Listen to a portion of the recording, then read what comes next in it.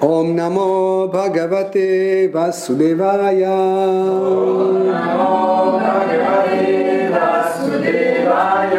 Om Namo Bhagavate Vasudevaya.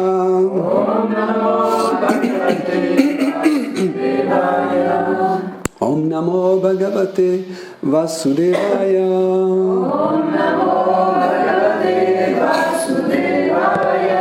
Hare Krishna, chers dévots, nous étudions Srimad Bhagavatam, 4e chant, 22e chapitre, à partir de verset 20.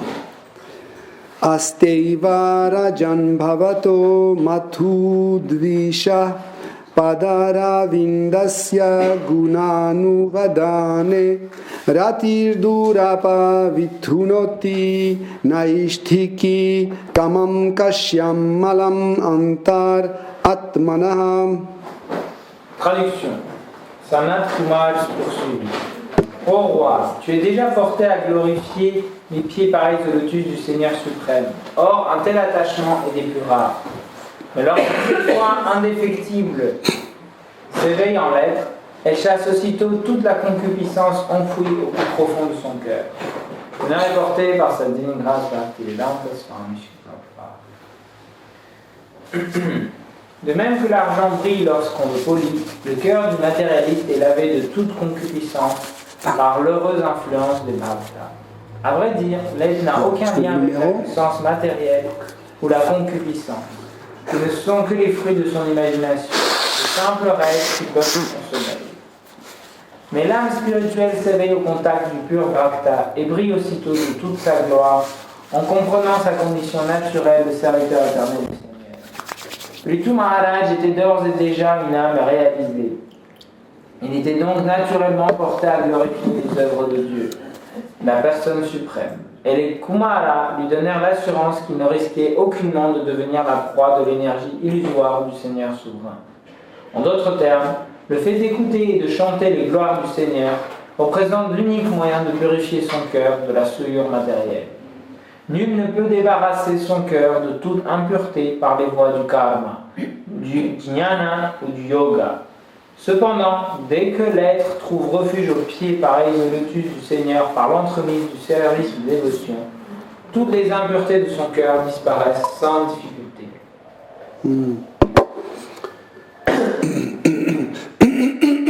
Donc, Sanat Kumar, le grand dévot du Seigneur, un grand sage, continue à instruire Prithu Maharaj. Donc, il dit à Prithu Maharaj que tu as déjà une tendance naturelle de glorifier les pieds pareils au lotus du Seigneur suprême.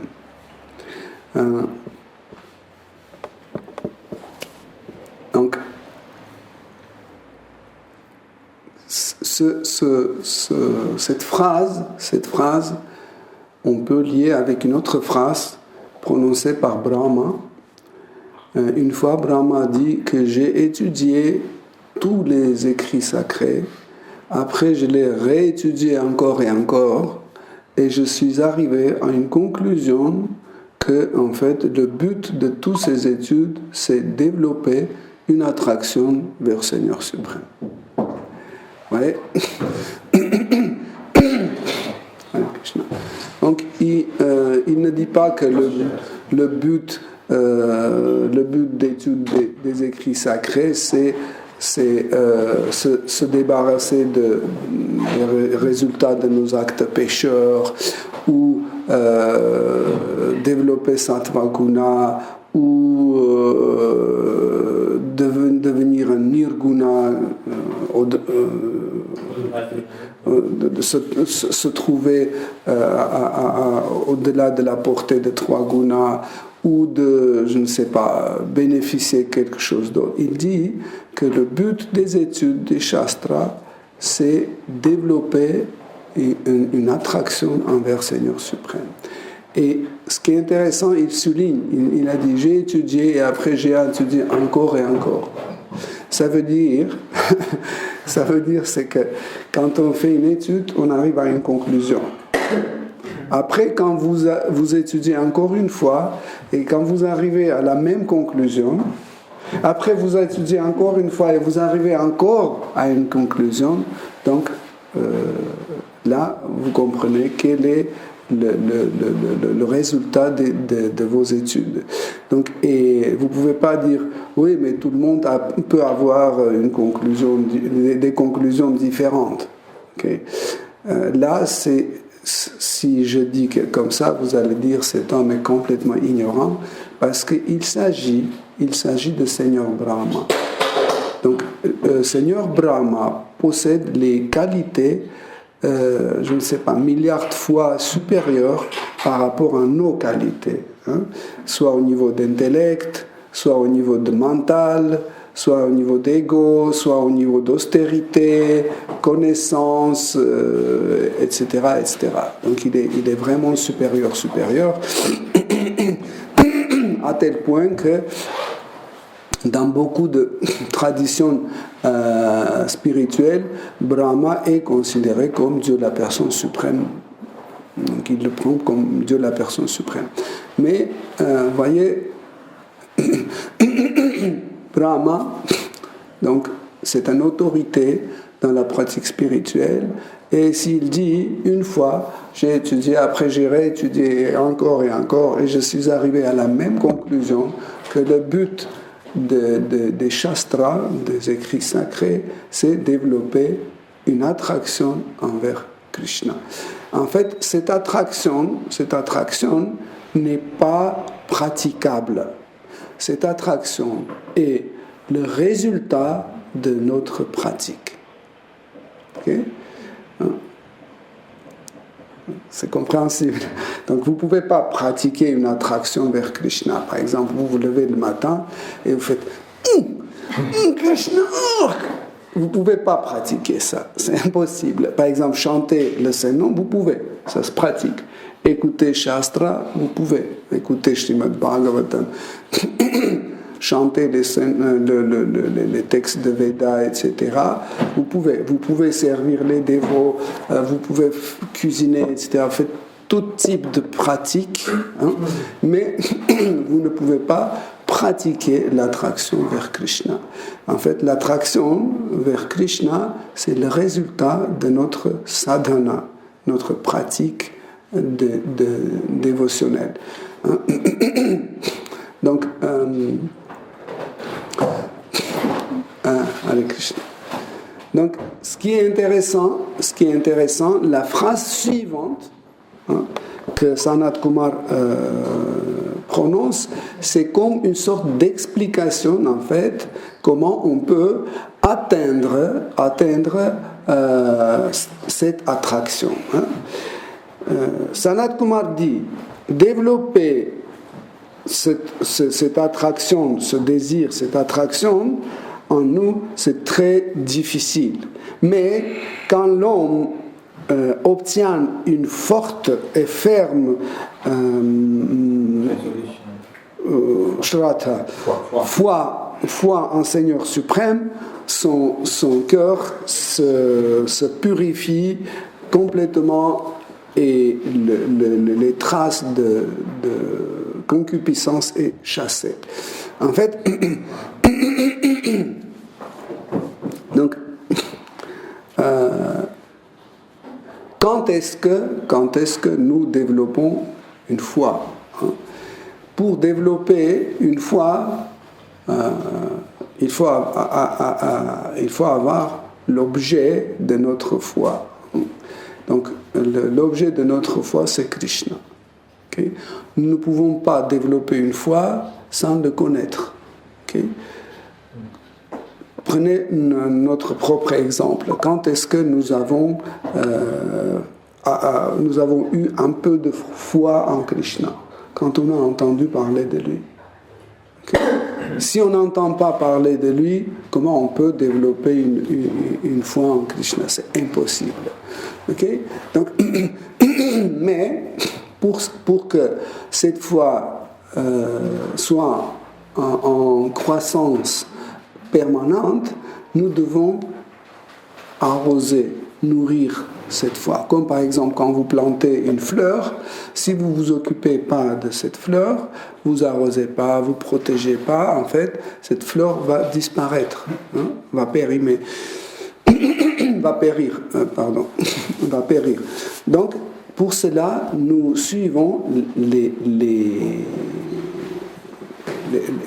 certaines règles et prescriptions qui nous aident, en fait, à purifier nos sens. En fait, nos sens, c'est les parties de notre cœur, les différentes parties de notre cœur. Si vous vous souvenez, nous avons expliqué ça plusieurs fois, que le cœur, ce qu'on appelle le cœur, en fait, c'est un état de notre conscience qui n'est pas divisé. Quand on divise notre conscience dans l'état de cœur, donc toutes ces parties divisées fonctionnent comme nos sens, comme par exemple le goût, l'odorat, la vision, l'ouïe, etc., etc. Mental aussi. Mental, intellect, ego, tout ça, ce sont des sens. Mental, ego et intellect, ce sont 3 sens subtils. Et les 5 autres sont les sens grossiers. Okay? Mais ils sont tous les diverses parties de notre conscience. Et quand ils agissent en même temps, donc on l'appelle le cœur. Parce que quand vous dites « je l'ai senti avec mon cœur », vous ne pouvez pas dire que c'était dans votre œil ou dans votre oreille ou dans votre bouche, etc. Ce qui se passe, c'est que, en fait, l'objet de votre sens est présent simultanément dans tous les sens. Okay? Par exemple, vous dites Krishna est dans mon cœur, qu'est-ce que ça veut dire? Que Krishna est présent dans mon ego, ça veut dire je me sens un dévot par exemple, ça veut dire je ne me sens pas séparé de lui, je suis avec Krishna, il est présent dans mon intellect sous la forme de Krishna Katha, sous sa forme visuelle, sous sa forme de son nom, etc., etc. Mentalement, il est présent dans mon mental parce que je pense à lui. Il est présent dans mes yeux parce que je le vois. Dans mon oreille, il est présent parce que je l'entends. Dans ma bouche, il est présent aussi. Krishna a un goût aussi. Je vais vous raconter une histoire intéressante. J'espère que ça ne va pas vous distraire trop. Donc il y avait dans un endroit, comment ça s'appelait, je ne me souviens plus, en fait, où il y avait le murti de Seigneur suprême, c'était les brahmanas de Sri Sampradaya qui servaient ce murti. Et puis, il y avait un roi musulman qui a envahi ce pays. Je vous raconte en quelques mots. Il a envahi ce pays et il a tout pillé, ce qui existait là-bas. Il l'a emmené dans sa ville natale, dans sa capitale. Okay? Et les habitants de cette ville qui étaient très attachés à leur murti, parce que Sultan a pris leur murti de temple, ils étaient tellement attachés que les jours et nuits, ils pensaient à leur Krishna, à leur murti, et ils ne savaient pas quoi faire. Et un jour, les brahmanas et les habitants de cette ville ont décidé de faire une réunion. Ils disent que nous ne pouvons plus vivre sans notre Krishna. Ce qu'il faudra faire, on va aller voir le sultan et on va lui parler pour qu'il nous rende notre murti. Ils ont fait un cortège, ils sont allés voir sultan. Et Sultan a tout entendu bien. Il a dit bon, je ne suis pas contre, il a dit. je peux vous donner. Mais il y a un problème. Quand je l'ai volé, quand je l'ai pris de ce murti, je l'ai donné à ma petite fille comme un jouet. Et elle s'est attachée tellement qu'elle ne peut ni manger sans son poupée. Elle lui offre toujours des repas, elle l'habille, elle le lave, elle le décore, elle met les bijoux sur lui. Elle ne peut pas vivre sans ce poupée, en fait, sans murti. Donc si vous pouvez lui convaincre, il n'y a pas de problème, vous pouvez prendre. Et en fait, tous ces habitants de tous ces dévots sont allés voir cette jeune fille qui depuis des années servait ce murti d'une façon naturelle. Hein. Et ils ont expliqué qu'ils veulent reprendre. Elle a dit, si vous le prenez, vous devez me prendre avec lui. Et ils ont dit, oui, on veut bien, mais comment ton père va agir? Elle a dit, vous dites que je veux bien venir avec vous. Mais pour le sultan, c'était vraiment difficile d'être d'accord à envoyer sa fille. Mais les dévots étaient tellement sincères et la fille était tellement heureuse de partir avec les dévots que le sultan a dit, ok, bon, qu'elle vienne avec vous. Mais ce qui est intéressant, en fait, quand on a amené le murti dans ce temple, et les pujaris ont commencé à regarder attentivement, et puis le peuple aussi dit, mais est-ce que c'est notre murti ou c'est un autre? Parce que ça fait déjà une vingtaine d'années qui est passé, donc on ne se souvient plus s'il était vraiment comme ça ou autrement. Et il dit, mais nous ne pouvons pas mettre un autre murti et l'adorer. Il faut une preuve que c'est notre murti. Donc, et tout le monde était perplexe, ils ne savaient pas quoi faire. Et du coup, il y a un serviteur de Krishna très âgé qui est sorti, un homme âgé. Il a dit qu'en fait, moi, à l'époque, j'étais un pujari de ce temple et c'est moi qui lavais chaque jour Krishna. Et quand je le lavais, après, quand je finissais le puja, je buvais cette eau. Donc, et je connais son goût. Il a dit, ce qu'on va faire, on va le baigner et après je vais goûter et je vais vous dire que c'est nôtre ou c'est pas nôtre. Et ils ont dit ok. Ils ont fait une abhishek, ils ont baigné le murti et après le pujari, il a goûté cette eau, il a dit oui, c'est le nôtre. Et tous les dévots étaient en extase et en fait jusqu'à maintenant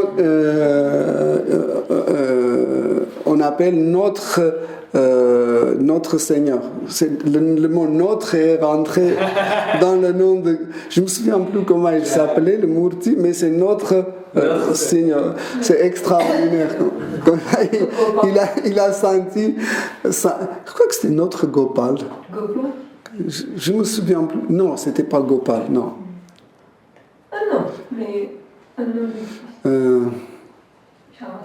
Je me souviens. Non, c'était un autre nom. Bref. Donc, ce qui est intéressant quand je vous dis que vous avez le goût de Seigneur dans la bouche, vous avez l'odeur parce que son corps aussi émane, le corps de Krishna aussi émane une odeur extraordinaire. Hein? Par exemple, des fois Krishna triche. Hein?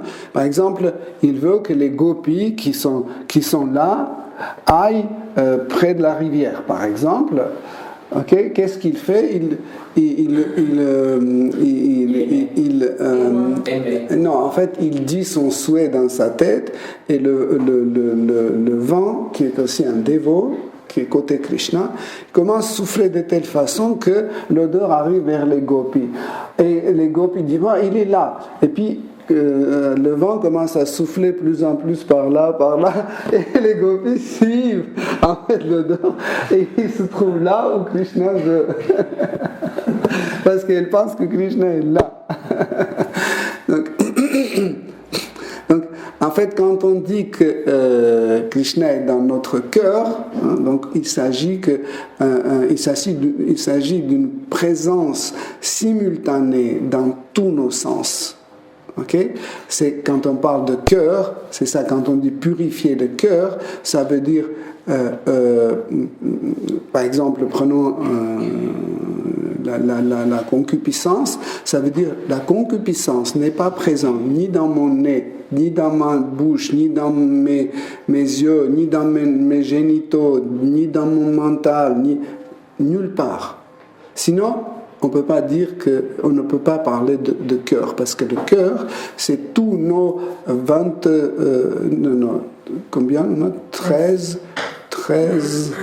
13 sens réunis. Il y a 5 sens d'action, 5 sens d'information et 3 sens subtils. Donc, tous ces 13 sens réunis font le cœur d'un être vivant. Ok? Donc, Hare Krishna. Donc, c'est en fait, c'est ça le cœur. Et en fait, quand nous commençons notre pratique de sadhana bhakti, c'est là où petit à petit, nos sens deviennent purs. Quand on sera à Orléans, on va...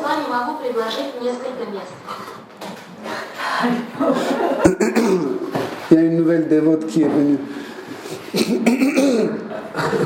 Donc, quand on va faire notre retraite à Orléans, nous allons voir ces points beaucoup plus en détail.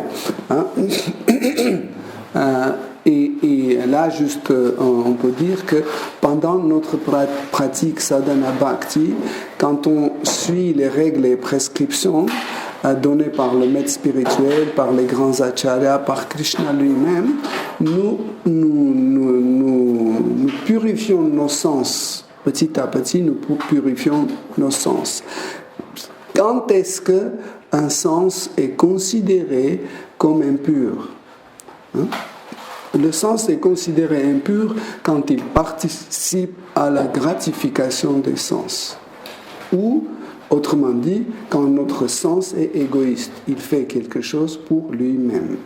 Dès que nous faisons, par exemple, dès que nous mangeons pour nous-mêmes, dès que nous buvons pour nous-mêmes, dès que nous, je ne sais pas, dormons pour nous-mêmes, on prend la douche pour nous-mêmes, etc., nous rendons nos sens impurs. Mais quand, à l'aide de la conscience, nous commençons à faire tout pour Krishna, nos sens commencent à se purifier.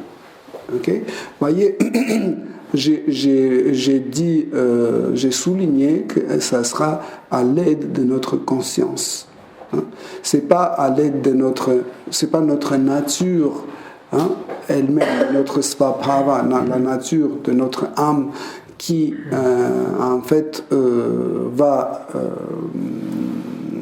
faire tout pour Krishna, parce que dans ce cas-là, on ne serait plus un sadhaka, on sera un bhavuka bhakta déjà, ou rasika bhakta. Okay? C'est pour ça que nous continuons notre sadhana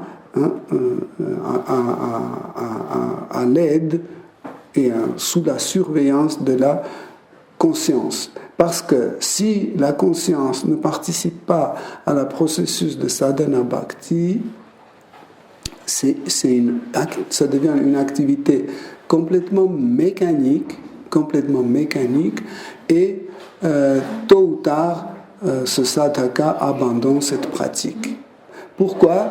Parce que sa conscience est occupée d'une autre chose. Okay? Mais quand, par exemple, nous levons, et c'est dur, oh là là, 4 heures, oh là là, c'est trop tôt encore, etc. On dit, oh, je ne veux pas me lever, mais le faux ego, notre faux ego qu'on a dit, je suis un dévot, c'est un faux ego de dévot. Et aussi l'intellect qui a un concept en lui que sadhana bhakti va nous amener à bhava bhakti, On dit non, tu dois te lever. Parce que tu vas te lever pour offrir ton service à Krishna. Okay? Là, vous faites participer votre conscience. Vous dites, oh, je ne veux pas cuisiner un halva, mais après, à travers la conscience, en appliquant la conscience, tu dis, oui, mais les dévots vont venir, et qu'est-ce qu'ils vont prendre? Et si tu leur offres un petit morceau de halva, ils seront très contents, et Krishna va être très content, parce que Krishna n'est pas différent de ses dévots. En réalité, tout type de pratique spirituelle, soit c'est sadhana bhakti, soit c'est bhava bhakti, soit c'est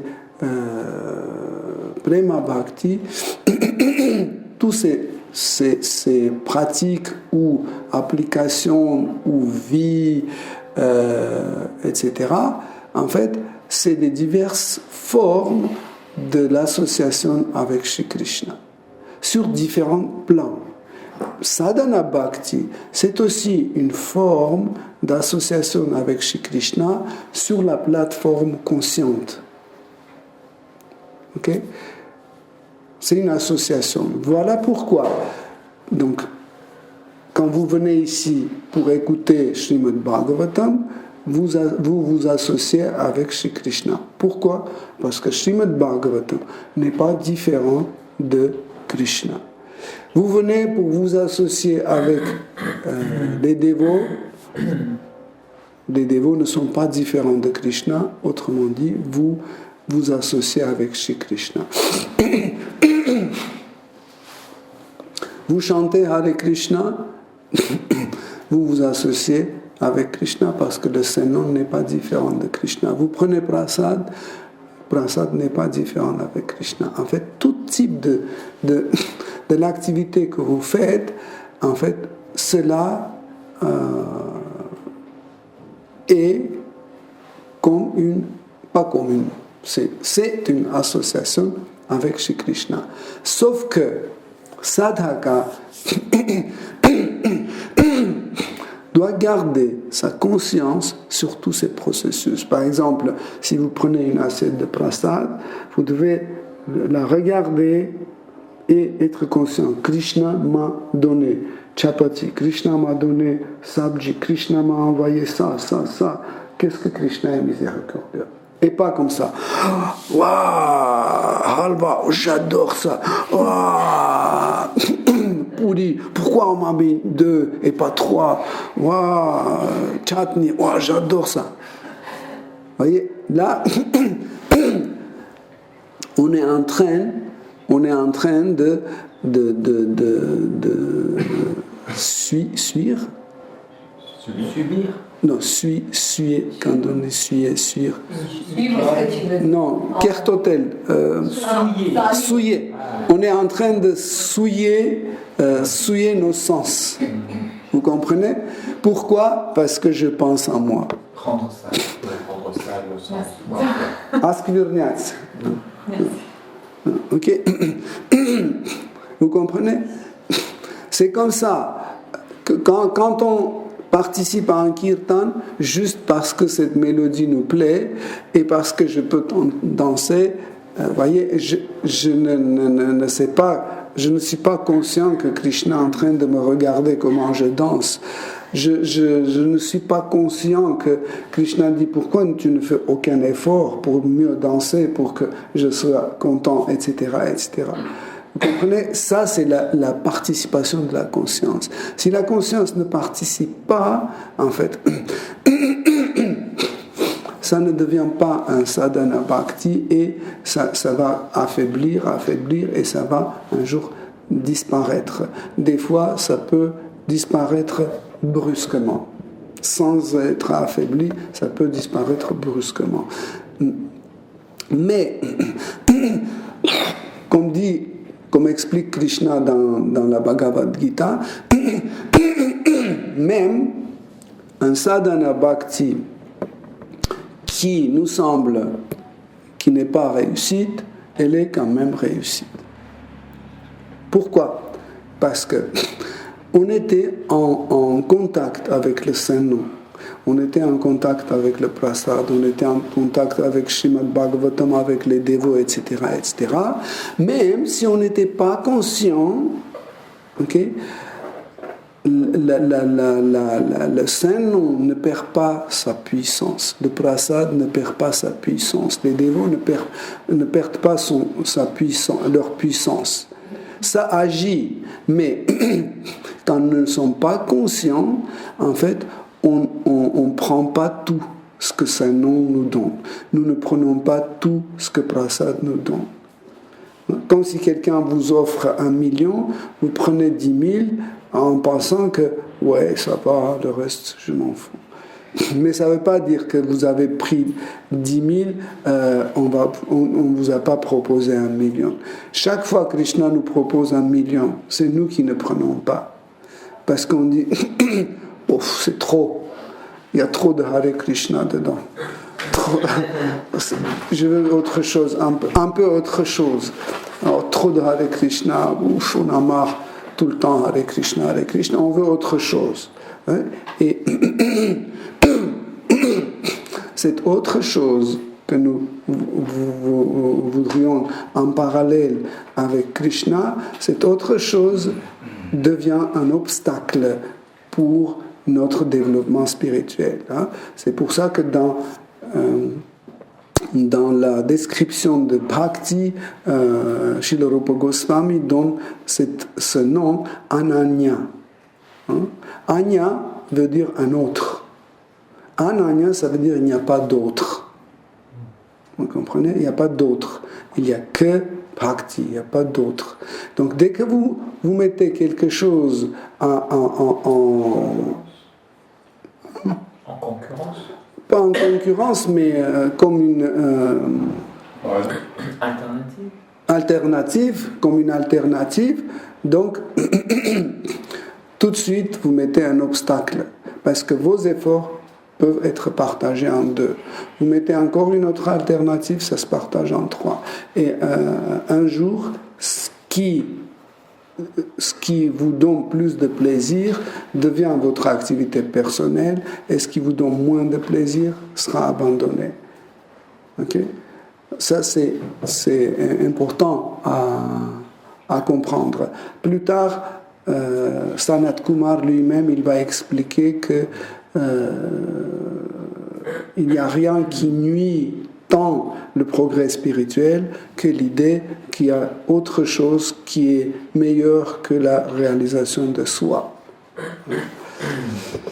Le verset suivant.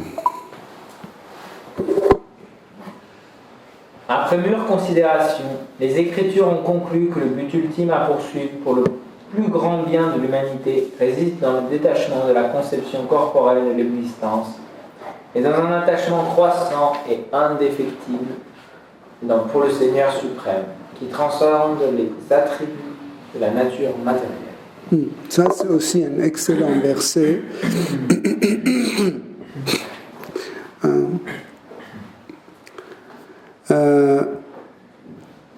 Sanat Kumar dit qu'en fait, ce sujet est très bien traité dans les écrits sacrés. Cela veut dire que nous n'avons pas besoin de commencer ces recherches de zéro. Hein? Comme des fois, il y a des nouvelles messias qui arrivent et qui inventent les religions. Vous savez, il y a plusieurs gens qui inventent des religions, de nouvelles religions, comme il y a une religion Bahu, je ne sais pas si vous avez entendu parler. C'est un mélange de christianisme, bouddhisme, islam. Ils ont pris des choses qui leur plaisent pour ne pas empêcher l'essence d'être gratifié. Ils ont pris de différents écrits sacrés, ils ont mélangé, et ils ont fait une sorte de religion. Et en fait, c'est super parce que tu continues ta vie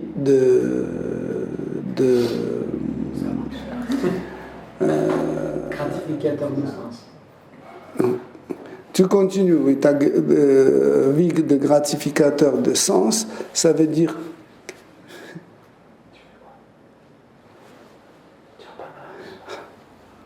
Donc, tu n'arrêtes pas de... Wilfried. Ah, sorry. Hare Krishna. Parce que ça en fait, perturbe, on est moins attentif. Donc, nous ne pouvons pas suivre ce genre de religion qui ne contient aucune restriction. Ça veut dire, si tu veux manger de la viande, tu manges, il n'y a pas de problème. Tu veux dormir tant que tu veux, il n'y a pas de problème. Le plus important, c'est de dire que je suis Barusian, oui. Je suis Barusian et je sais que tout est assuré. Juste pourquoi? Parce que juste je dis je suis un Bahu et c'est tout. Ok? Ou par exemple les religions comme les véganes, par exemple, c'est une autre forme de religion. Bon, il y a plein de types de religions comme ça inventées. Donc, nous ne pouvons pas suivre ce genre de religion. Voilà pourquoi Sanat Kumar explique que cette question est déjà traitée dans les Shastras. Donc on n'a pas besoin d'inventer une nouvelle religion, etc. Juste il faut les étudier. Comme ça on va comprendre, on va faire tout de suite quel est le bilan.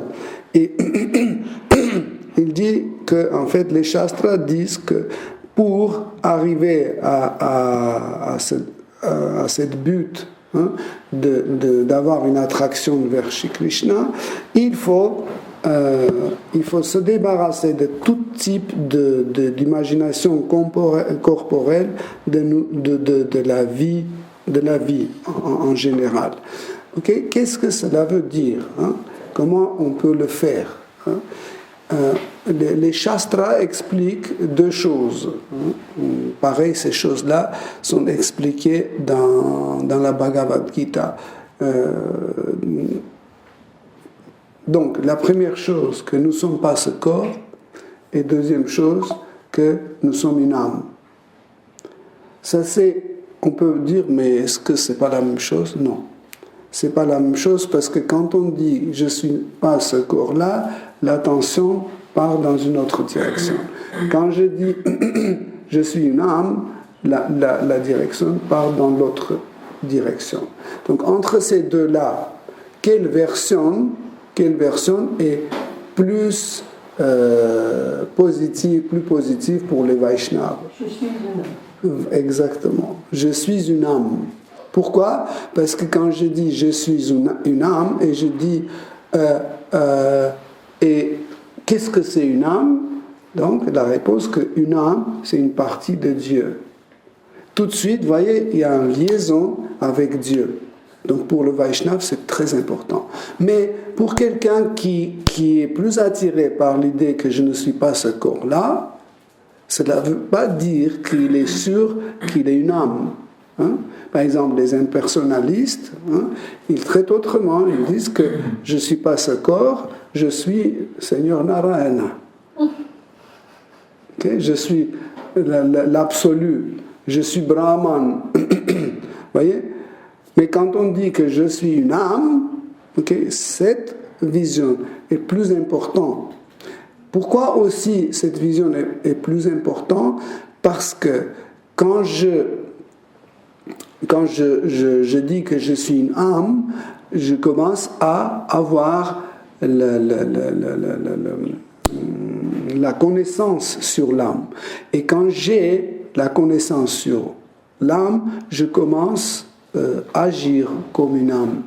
Tandis que quand je dis je ne suis pas ce corps, et je dis je suis le Brahman, donc je dois agir comme Brahman. Vous comprenez? Là, en fait, c'est là où ça ne colle pas. Donc, vous voyez? Donc, les Vaishnavas, ils acceptent les deux, mais pour eux, c'est plus important l'idée que je ne suis pas, que je suis une âme. Ça, c'est plus important. Okay? Donc, en étudiant cette idée de qu'est-ce que c'est une âme, okay, nous arrivons à cette idée bheda bheda tattva, hein, la vérité sur ce qui est un et différent en même temps. Okay? Cela veut dire Krishna et moi, on est un, mais on est deux en même temps. Okay? Donc, il y a entre ces deux-là aussi, les Vaishnavas, ils ont une préférence. C'est laquelle? C'est qu'on est différent. Les Vaishnavas préfèrent cette partie de connaissance que nous sommes différents de Krishna. Et vous savez pourquoi? Parce que ça donne une possibilité de l'aimer et de le servir. Tandis que quand on s'appuie sur l'idée ekatva, de l'idée que nous sommes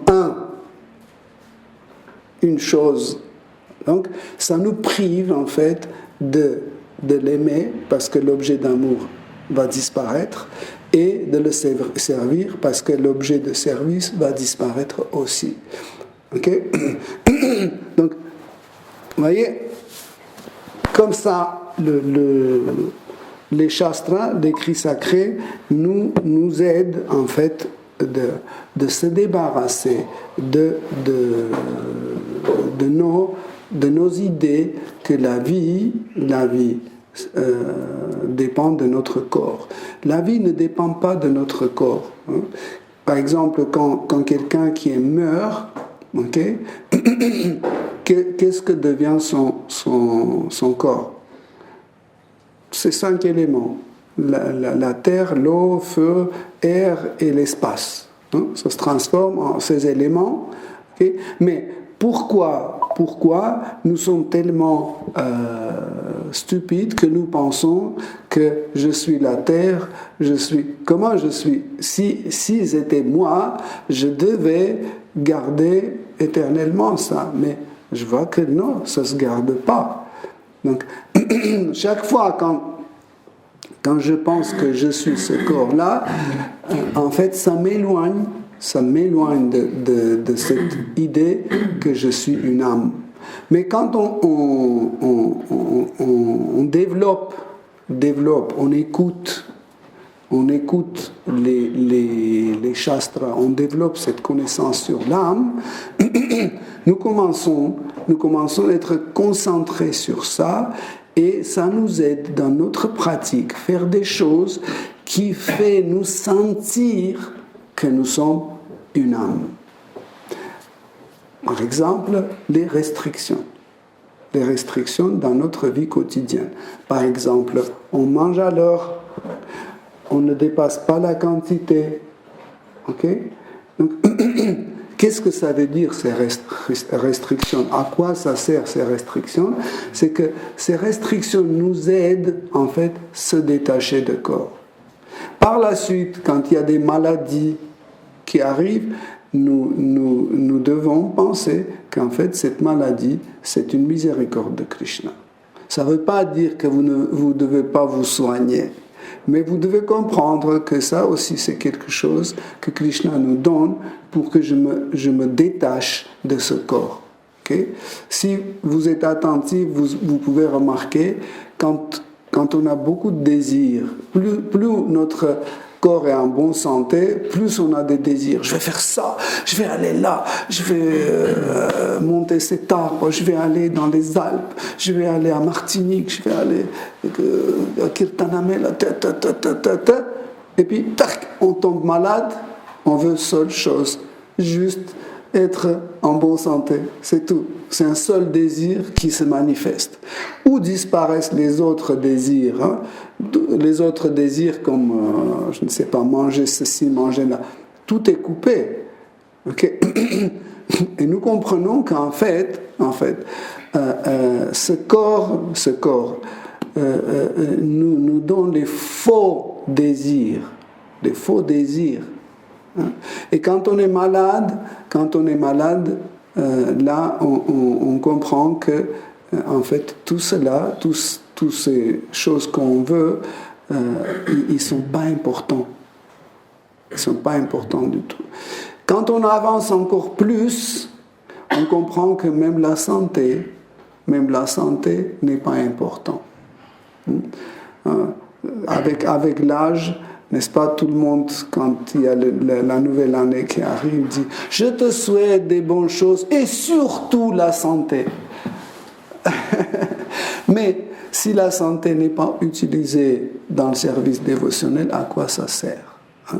Mais quand le dévot avance encore plus, il comprend que Bhakti, le service dévotionnel, est indépendant.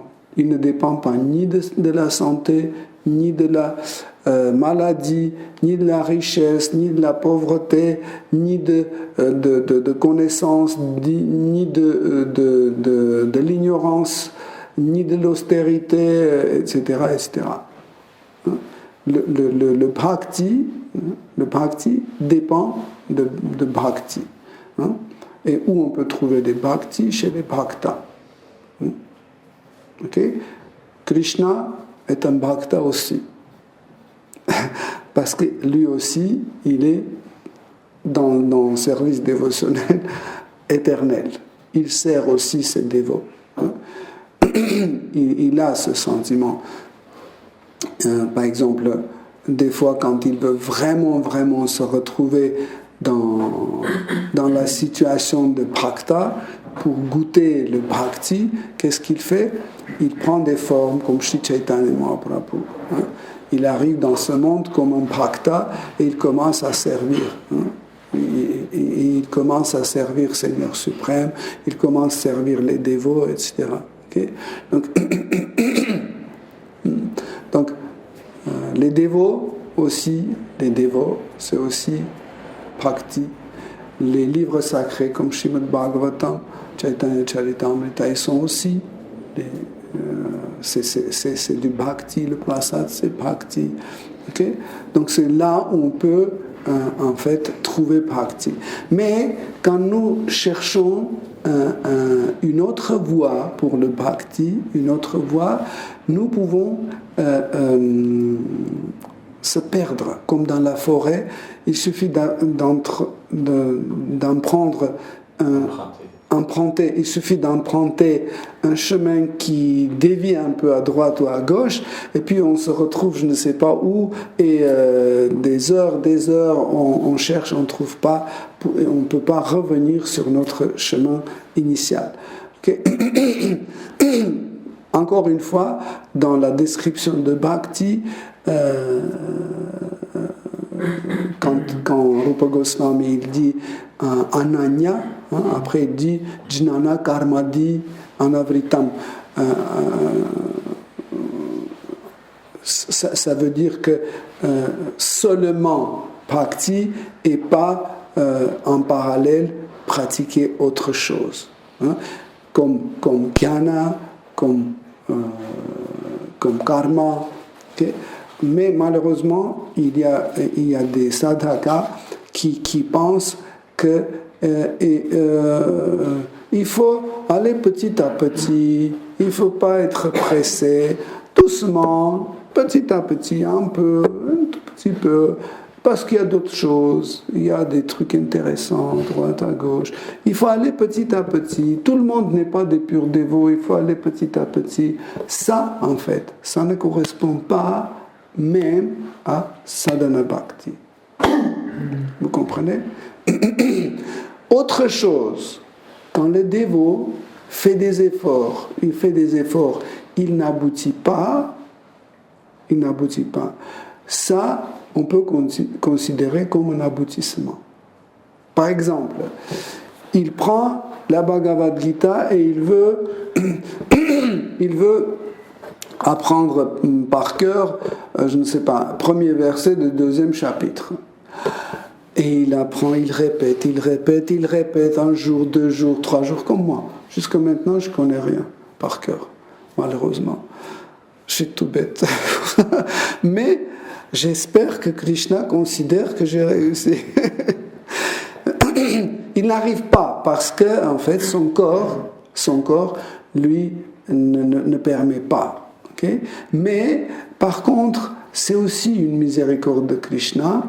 Pourquoi? Parce qu'il est obligé chaque jour se lever et encore prendre la Bhagavad Gita, et encore prendre la Bhagavad Gita. Vous voyez, ça veut dire le contact avec la Bhagavad Gita ne cesse pas. Okay? Ça, c'est ce qu'on appelle la pratique consciente. Mais dès que nous commençons à ramener dans notre pratique, dans notre sadhana, autre chose qui ne va pas avec l'idée de bhakti, on commence à détruire ou freiner notre propre pratique. Par exemple, imaginez, vous êtes un soldat en guerre. Sur le front, vous êtes un soldat en guerre. Et un soldat a son sadhana, n'est-ce pas? Parce que sinon, il sera détruit tout de suite. Imaginez un soldat qui au moment quand il y a l'ennemi qui commence à arriver, il dit attendez, là, je dois me reposer, tout le monde ne peut pas combattre. Là, je vais, après 1 heure, je vais me reposer, 15 minutes, après, non. C'est impossible. Ou il dit attendez, je regarde sur Facebook un truc, attendez, je vais regarder un truc. Et l'ennemi attend avec leur mitraillette. Vas-y, ne te dérange pas, vas-y. Prends ton temps, vas-y. Sadhana Bhakti, en fait, ne doit pas dévier. Il y a des choses qui doivent être faites. Et toutes ces restrictions doivent être appliquées. Encore une fois, le plus important, c'est le désir de les appliquer et pas les résultats. Par exemple, Guru a dit que nous devons se lever avant l'aube, avant 6 heures du matin. Ok? C'est hyper compliqué, etc. Mais j'ai ma foi en Shastra, j'ai ma foi en Guru, et qu'est-ce que je fais? Je me lève, et après le prasad, pouf, je tombe à dormir, et je sais que c'est mauvais, je commence à me frapper, je mets de l'eau sur mon visage pour se lever, et le lendemain aussi, le réveil sonne, je dis non, il faut se lever, parce que c'est comme ça. Et après, j'arrive pas, je m'endors, je dis, il faut que tu te lèves. Et je dors encore 2 heures. Après, j'ouvre les yeux, je vois que c'est déjà 7 heures du matin. Je dis, waouh, c'est mauvais, hein? Qu'est-ce que tu as fait encore une fois? Bon, demain, je vais me lever. Et chaque jour, je suis en une bataille permanente. Avec moi-même. Vous comprenez? Mais en fait, cette bataille permanente avec nous-mêmes, même si les résultats sont toujours les mêmes, mais nous insistons toujours, nous arrivons à un bhakti. Vous comprenez? C'est ça qui est plus important que compter sur les résultats. Vous comprenez?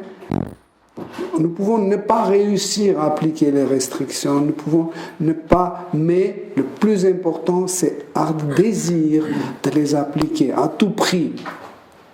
Vous comprenez? Par exemple, quelqu'un n'arrive pas à arrêter de fumer. Okay? Qu'est-ce qu'il fait? Il fait chaque jour des efforts. Il prend, il dit, je vais faire juste 2 fois, comme ça. Et je jette, c'est fini. Et quand c'est 3e, il frappe ça. Non. Vous voyez? Après, il coupe les cigarettes. Il jette, il laisse juste ça chaque jour. Après, il dit, bon, je vais faire fumer 1 cigarette en 2 heures. Et après, l'heure arrive, il dit, oh, je dis non. Il met du scotch sur ta bouche, sur le nez. Il fait tout possible pour y arriver. Vous comprenez? C'est ça. Même s'il rate des fois, c'est pas grave. parce qu'il continue, cet fort désir de continuer à combattre, c'est un combat aussi. Sadhana Bhakti, c'est un combat. Vous voyez, on a dit, je vais chanter mes 16 tours chaque jour. Donc il faut le faire. Même si vous vous levez le matin avec le japa comme ça, parce que vous êtes endormi,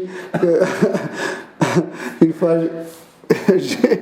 j'étais le témoin d'une extase comme ça. On accueillait Rohini Sutta Prabhu, c'est un disciple de Srila Prabhupada, en Arménie. Il était brahmacharya à cette époque-là. Donc, on l'a accueilli en Arménie, et puis il y avait un jour où il fallait se lever à 3 heures, et on est parti déjà de la maison à 4 heures pour aller là, parce qu'il y avait ça, et tellement de choses. Et quand on a fini le programme de soir, c'était déjà presque 21h, on est arrivé presque, c'était 21h30. Moi, j'ai pu chanter mes tours, mais lui, il n'a pas eu le temps, parce que tout était sur lui, parce qu'il était trop sollicité, il n'a pas pu chanter ses tours. Bon, et quand on est allé se coucher, j'ai vu que sa lumière est allumée, et il chante ses tours. Hare Krishna, Hare Krishna. J'ai dit, bon, j'ai attendu encore un peu, je vois qu'il chante. J'ai dit, ok, je vais me coucher.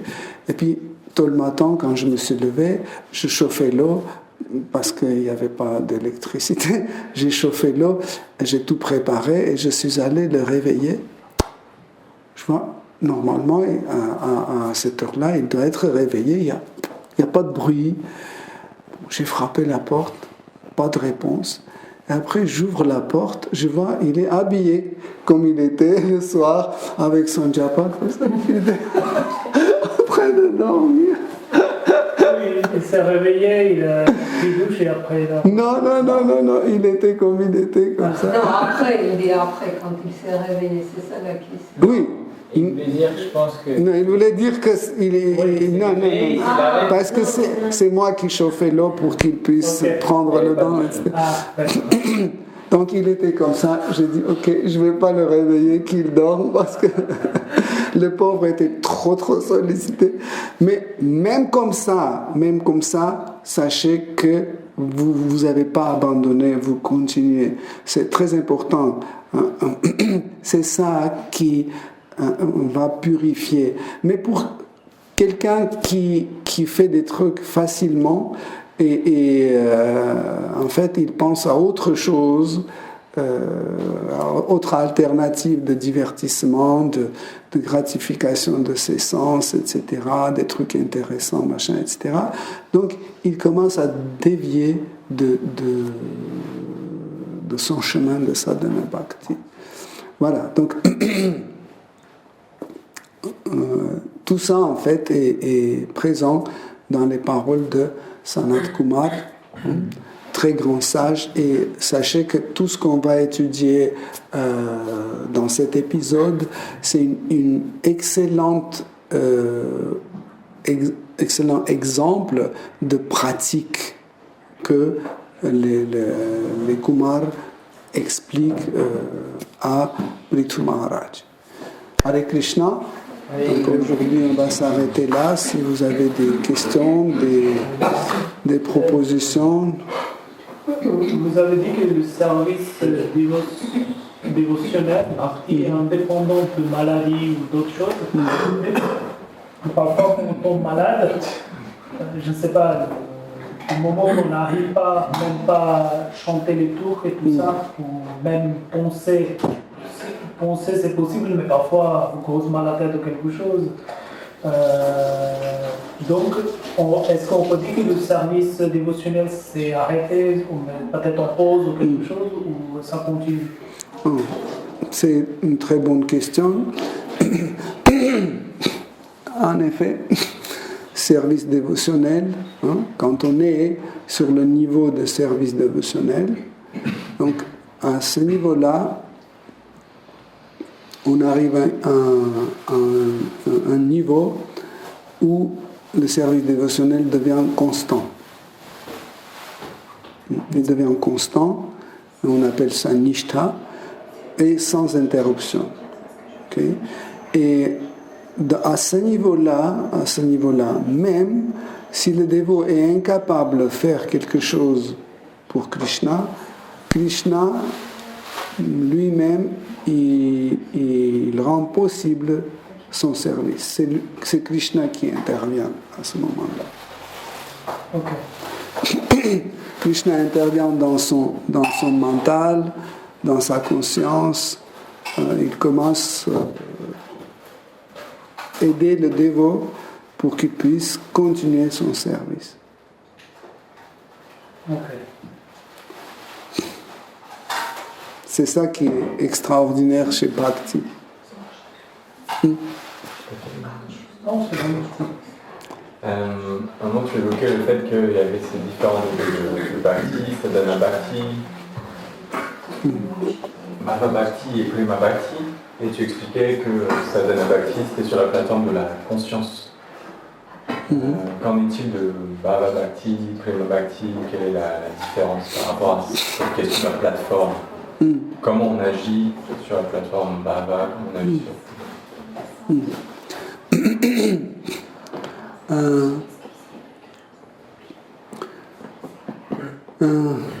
Bhava Bhakti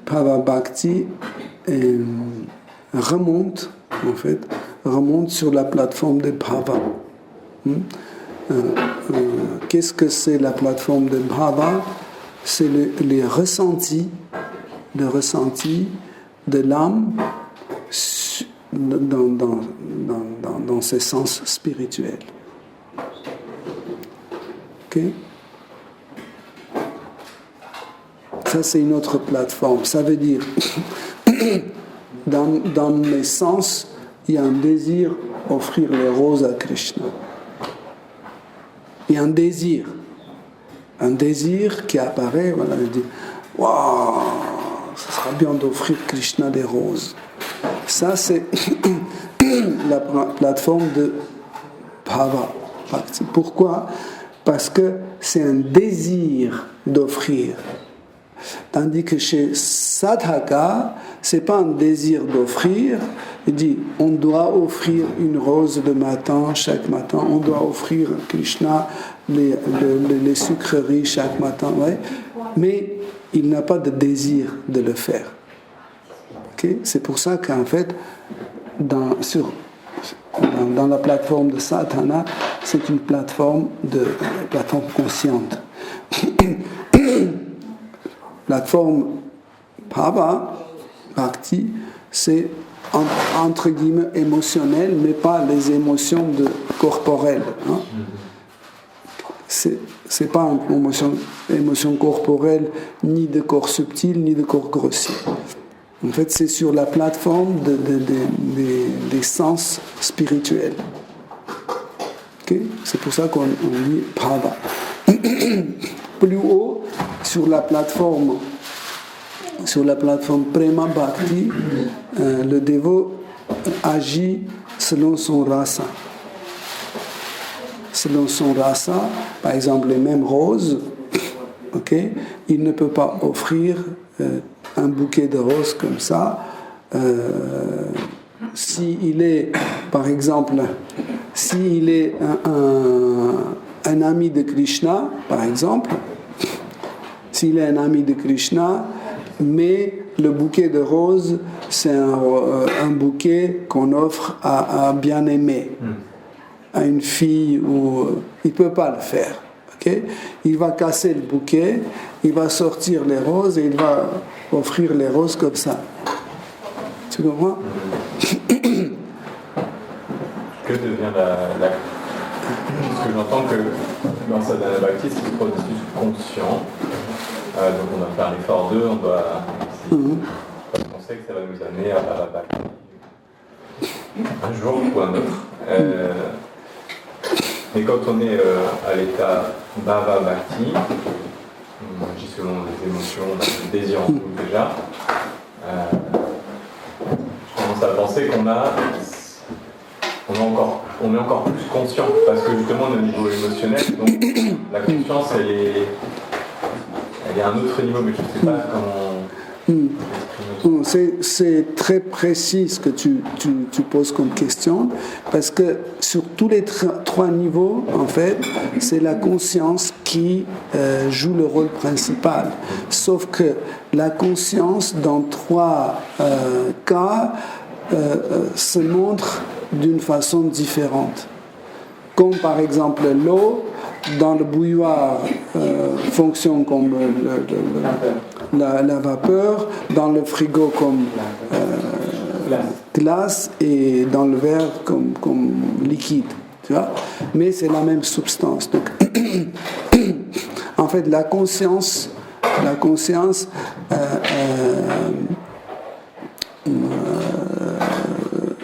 est en contact, toujours en contact avec notre svabhava, avec notre nature, qui nous permet d'avoir la perception de soi. Okay? Dans le monde matériel, cette perception de soi est corporelle. Pourquoi? Parce que la conscience est en jonction avec le corps matériel. Okay?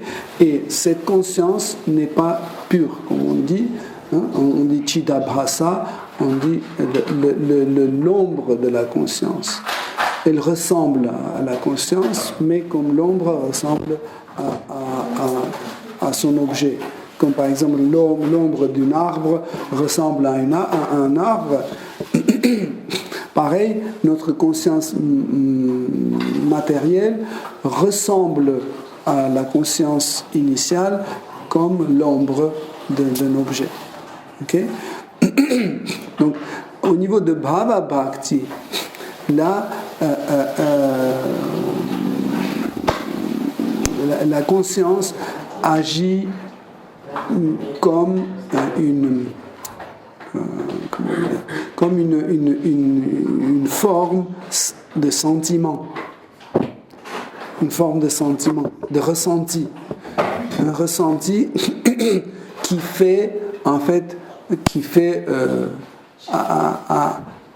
agite en fait les sens spirituels qui manifestent les désirs. Okay? Ils manifestent les désirs. Okay? Tandis qu'ici, je peux être conscient et cette conscience ne m'amène à aucun désir. Tu vois, je suis conscient qu'il faut mettre les chaussettes plus chaudes parce que dehors il fait frais. Mais ça me donne aucun ressenti, je pleure pas de ça, etc. C'est conscient. Okay?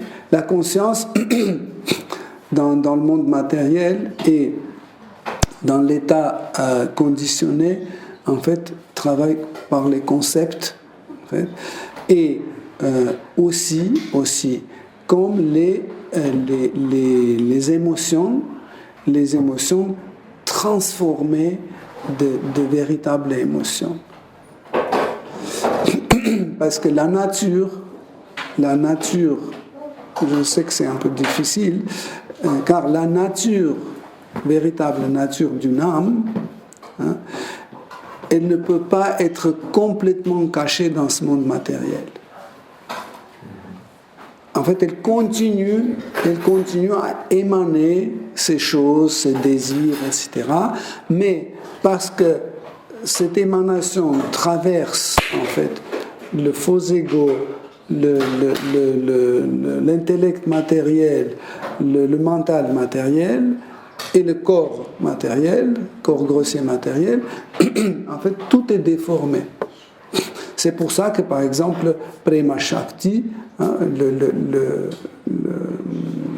l'énergie de l'amour, peut se manifester dans ce monde matériel comme la concupiscence.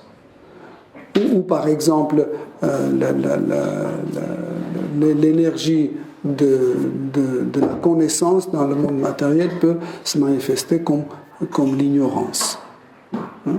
Parce que avidya, vidya et avidya, c'est la même énergie. C'est pas deux énergies différentes. Hein, ça veut dire l'ignorance et le savoir, c'est la même énergie, sauf que dans certaines situations, ils agissent différemment. Okay? Pareil, en fait, nos sentiments matériels, comme par exemple, je pleure par exemple parce que on m'a pas mis un bon morceau de halva et je commence à pleurer parce que j'aime bien ou bien je suis pas content que Julie est venue parce qu'elle va prendre mon oxygène ici, ou je sais pas, des trucs complètement stupides comme ça, mais je peux vivre ou je peux devenir jaloux, etc. Tout ça, quand c'est pas lié avec Krishna, quand c'est pas lié à Krishna, ce sont des émotions matérielles qui sont matérielles, qui est le produit de la conscience matérielle. Okay? Comme j'ai dit, c'est la même chose en fait, sur 3 niveaux, c'est la même chose, mais dans différentes situations, dans différentes circonstances, la même énergie se manifeste différemment. Par exemple, la même conscience, au niveau de Bhava Bhakti, elle se manifeste comme les bhava, pas comme rasa. Pourquoi? Parce que nous sentons les 4 types de bhava séparés. Mais dès que ces 4, on sent comme une seule chose, comme un seul ressenti, un seul bhava, la même énergie de cette conscience nous amène en fait au rasa. Okay? Et en fait, le rasa nous fait ressentir, en fait, c'est la Dini Shakti qui nous fait ressentir rasa. Okay? Donc, je ne veux pas plus détailler parce que j'ai peur que ça. Oui, parce qu'en fait, il y a quand on cite tel ou tel Shakti, sachez que ils sont toujours en présence de millions de Shakti. Hein? Par exemple, quand on parle de tel ou tel bhava, sachez qu'à côté, absolument, on a Sandhini Shakti, l'énergie d'existence. Parce que si l'énergie d'existence ne sera pas à côté, Icha Shakti, l'énergie de désir, va disparaître. Donc, toujours il y a d'autres dans la présence. C'est pour ça que Krishna dit toujours à travers mes infinies énergies, je crée ce monde où je fais fonctionner le monde spirituel, etc. Mais les 3 plateformes, par exemple, Sadhana, Bhavakranda, c'est pas complètement vraiment séparé. On ne peut pas dire que quelqu'un qui est en travail, il est plus en sadhana parce que peut-être bhava ça peut venir de temps en temps et après il continue de pratiquer sur son conscience parce que les restrictions, comme vous avez parlé, les restrictions, il dit c'est pas qu'il est en bhava donc il a complètement oublié. Non, en fait, c'est aussi une très bonne question, c'est que en fait sadhana bhakti de sadhana bhakti, Krishna parle aussi dans la Bhagavad Gita. Il dit à l'aide de la conscience, l'homme progressivement se lève. Hein, il utilise le mot progressivement. Qu'est-ce que cela veut dire? C'est que d'un jour à l'autre, avec une forte désir, avec une foi très ferme, nous appliquons notre sadhana et progressivement, en fait, graduellement, on remonte. Ça veut dire que Bhava Bhakti commence à se manifester par des petites portions pendant notre sadhana, si le sadhana est correct. Comme on a dit au début de notre conférence, on a bien expliqué que sadhana sans l'application de la conscience ne peut pas être un bon sadhana. Okay? C'est comme ça qu'en fait, petit à petit, certaines bhavas commencent à se manifester pendant sadhana bhakti. Okay? Pareil, par exemple, c'est pas comme ça qu'un jour bhava bhakti, pouf, s'arrête et puis bhava bhakti commence. Non. pareil, en fait, ces 4 types de bhava, sthāyi bhava, vibhava, anubhava et vyabhichari bhava, ils se rapprochent petit à petit. Et plus ils se rapprochent, tu vois, on a certaines rati qui devient plus fort et certains rati qui commencent à disparaître. Certaines attractions qui prend plus de la place, et il y a certaines attractions, par exemple les attractions au niveau de conscience, peuvent disparaître. Okay? Peuvent complètement disparaître. Voilà. C'est aussi graduel. Ça ne peut pas être comme ça, d'un jour à l'autre. Comme par exemple vibhava, qui contient alambana et uddipana. Alambana, c'est l'objet d'amour et celui qui aime, et uddipana, c'est les qualités ou les choses qui stimulent cette relation. Okay? Dès le départ de notre pratique, ils sont présents. Ils sont présents, mais nous ne pouvons pas dire, oh, dans ce cas-là, dès le départ, au niveau de Shraddha ou de niveau Satsanga, on est déjà Bhava Bhakta. Non. Même s'il y a une petite dose d'émotion qui commence à se manifester, mais aussi on peut le ressentir en présence de Guru, en présence de Sadhu. On peut sentir aussi ça, par leur miséricorde, on peut sentir. Okay? Ça veut dire, ça, par des petites choses, ça peut être présent et progressivement. Sinon, si ça ne s'accumule pas, ça ne va pas passer l'un à l'autre. Si pendant sadhana bhakti, on ne cumule pas petit à petit bhava bhakti, ça ne va jamais passer en bhava bhakti. Sinon, on pouvait faire comme ça. Alors, qu'est-ce que je dois faire pour tout de suite devenir Bhavuka Bhakta? Et hop, qu'est-ce qu'il faut pour être Prema Bhakta? Hop, et tout de suite, non. Petit à petit, en fait, ça s'accumule. Et quand il y a une quantité qui commence à devenir importante, c'est là où la personne rentre dans cette catégorie.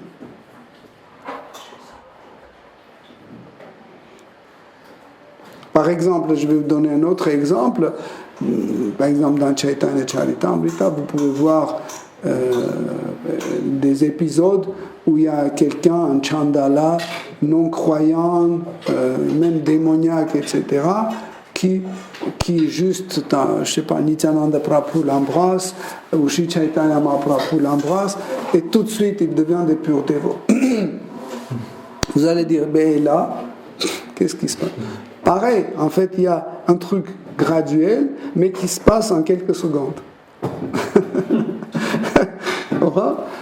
Comme par exemple, un verre peut être rempli petit à petit, okay? Et il peut être rempli en une seconde comme ça, mais ça ne veut pas dire qu'il n'était pas rempli proportionnellement.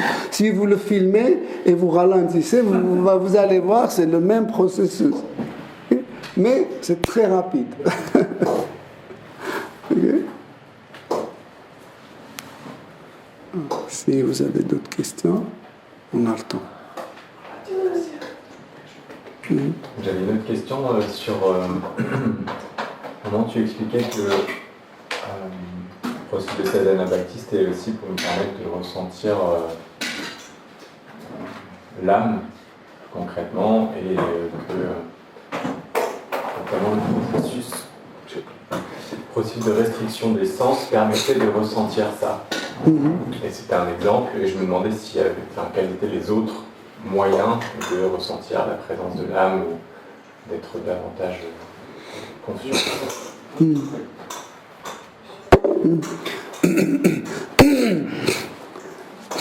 Par exemple, les impersonnalistes,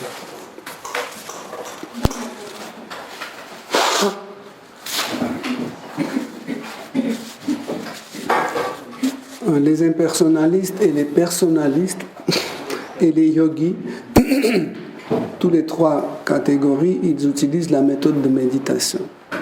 Okay? mais ce n'est pas vraiment la même méditation. Et par exemple, les impersonnalistes, ils suivent un certain type de méditation dans laquelle ils font comme ça.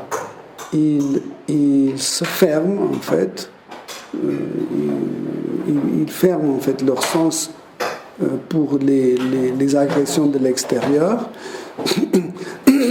mais ils restent sur le niveau de leur intellect.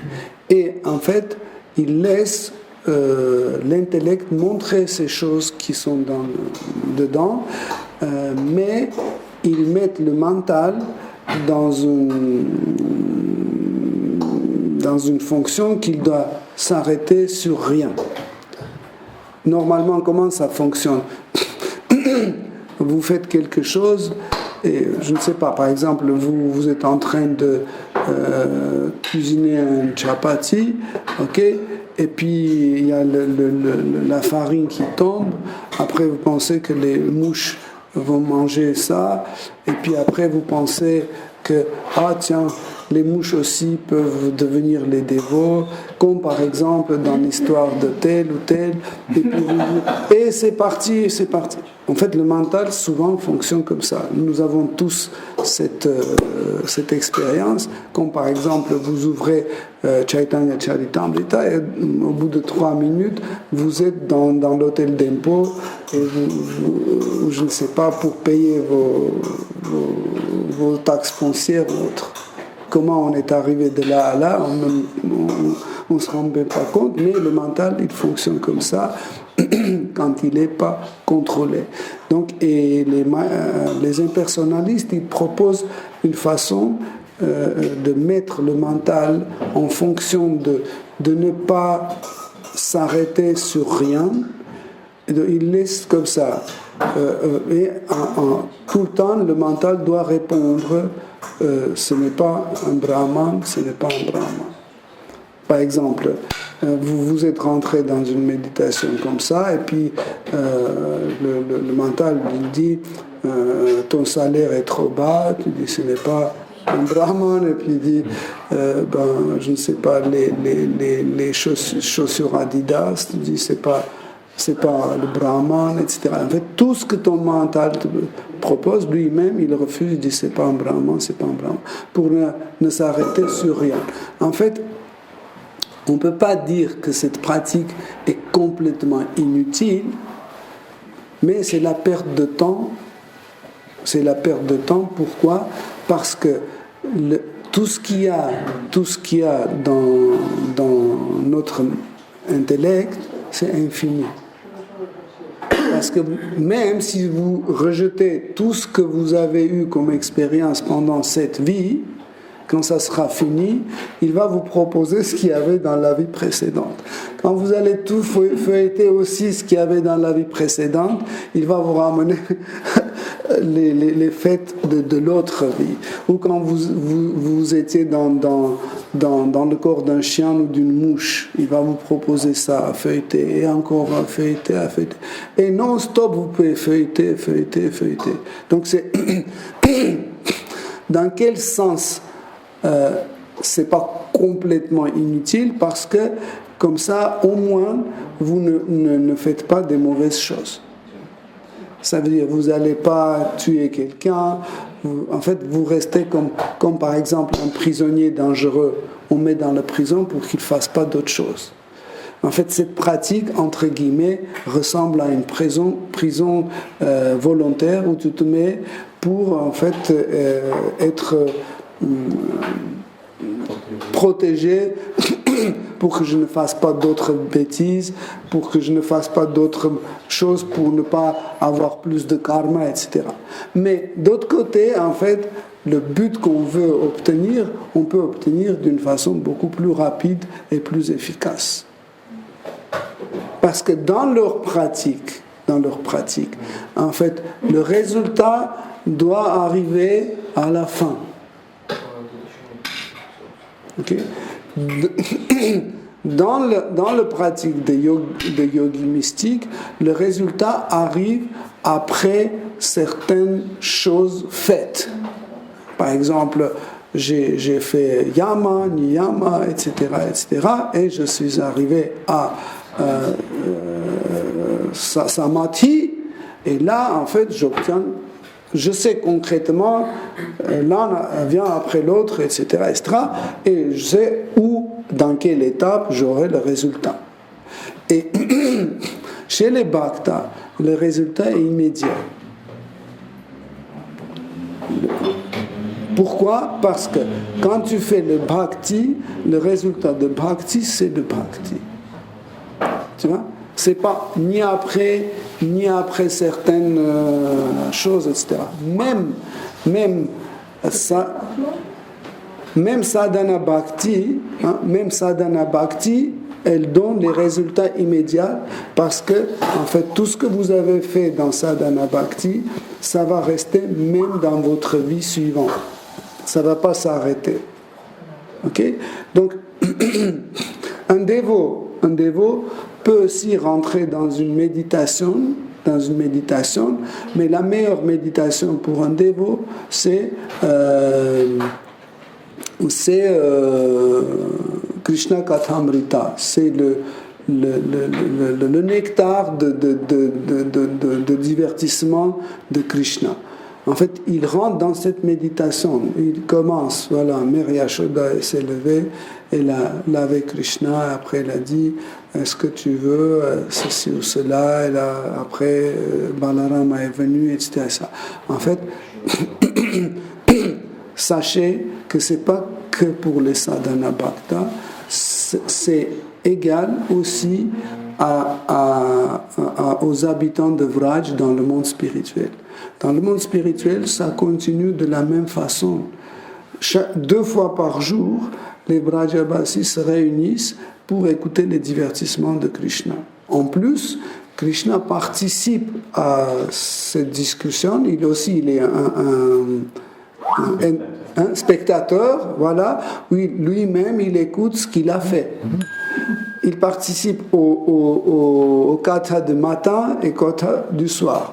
Le katha de matin est prévu pour pratiquement tout le monde, pour les parents, pour les gopis âgés, jeunes, pour tout le monde.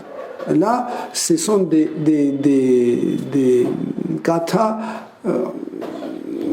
un peu général, voilà.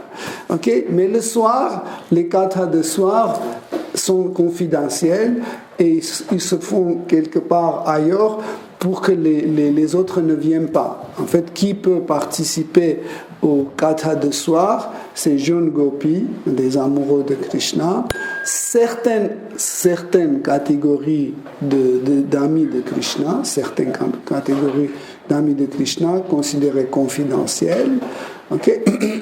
mais aussi certaines catégories des adultes, entre guillemets, qui participent aux divertissements transcendantaux confidentiels, comme par exemple Paurnamasya. Paurnamasya, elle est considérée comme quelqu'un âgé, respecté, etc., par tout le monde, mais elle joue le rôle de quelqu'un confidentiel dans les divertissements de Mathurya Lila, et différemment des divertissements confidentiels. Donc, si dans le monde spirituel, Krishna Kathamrita est valable, sachez qu'ici, elle est valable toujours aussi.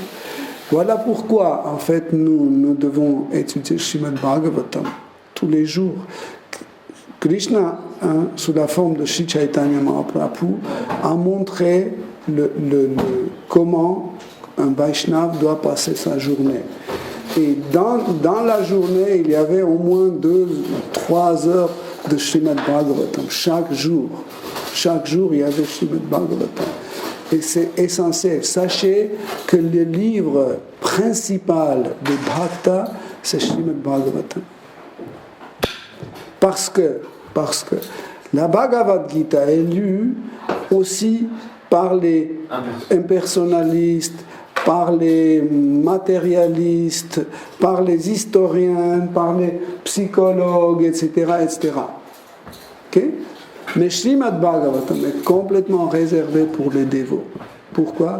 Parce qu'il y a le nectar de divertissement de Krishna. Okay? Le livre principal de dévots, c'est Srimad Bhagavatam. Puis, si vous parlez de Chaitanya Charitamrita, ou les œuvres écrites par Krishnadas Kaviraj Goswami, par Rupa Sanatana Goswami, Jiva Goswami, ils sont tous, ils appuient tous sur Srimad Bhagavatam. Ils sont tous basés sur Srimad Bhagavatam. Peut-être j'ai mal compris. J'ai compris que la question était que pour comprendre l'âme, il y a une méthode de renoncement. Est-ce qu'il y a d'autres méthodes? C'est comme la question. Mais j'ai parlé de la méditation. De la méthode pour méditer, pour comprendre qu'on est une âme. Ça, c'est la meilleure méthode. Parce que si on suit la méthode d'un personnaliste, etc., ça ne va pas vraiment nous amener là où on veut. Parce qu'on peut avoir une séduction des kattvas, de se réunir avec Brahman impersonnel. Ça peut nous donner une séduction pour les pouvoirs mystiques qui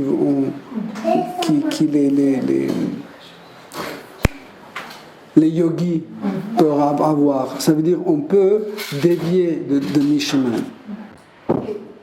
Alors on peut dire aussi, excuse-moi,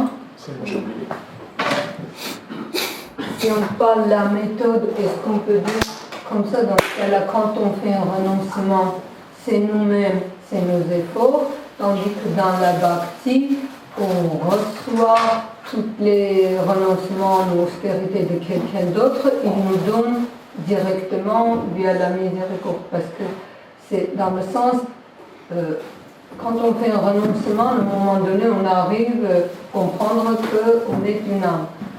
Donc c'est une foi. En fait, on peut recevoir cette foi directement.